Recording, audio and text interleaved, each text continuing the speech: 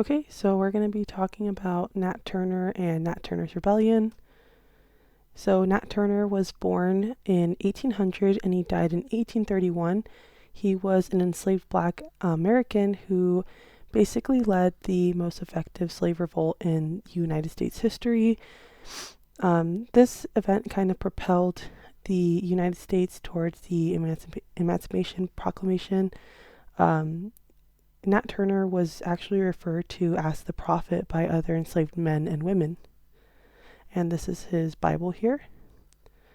So some key events, during the religious revivals of the Second Great Awakening, many Americans from all walks of life experienced visions or believed that God spoke directly to them. And Nat Turner's belief that God had destined him for a special purpose reflected this religious fever of his time. So in February 1831, a solar eclipse seemed to turn him to the realization of a sign that he was waiting for, and he began preparations for an insurrection.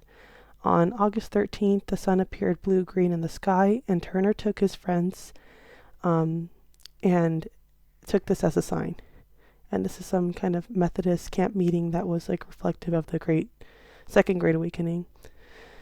Some of the immediate aftermath, we saw a lot of people, specifically white people, white mobs, begin vigilante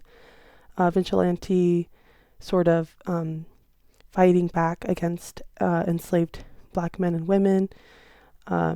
This ended up basically restricting blacks' freedom in hopes of preventing any further insurrection.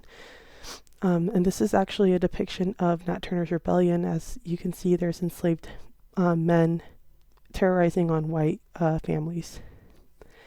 Some of Turner's confessions, these are basically passages that we're going to look at. They're reflective of Bible verses where he basically talks about visions, and we can see in some of the primary sources that I'm listing specifically in the Confessions of Nat Turner, you can see where he kind of starts to mention seeing signs like the solar eclipse. This is just Nat Turner sort of reading into the Bible and believing he's a prophet. So we want to close off on,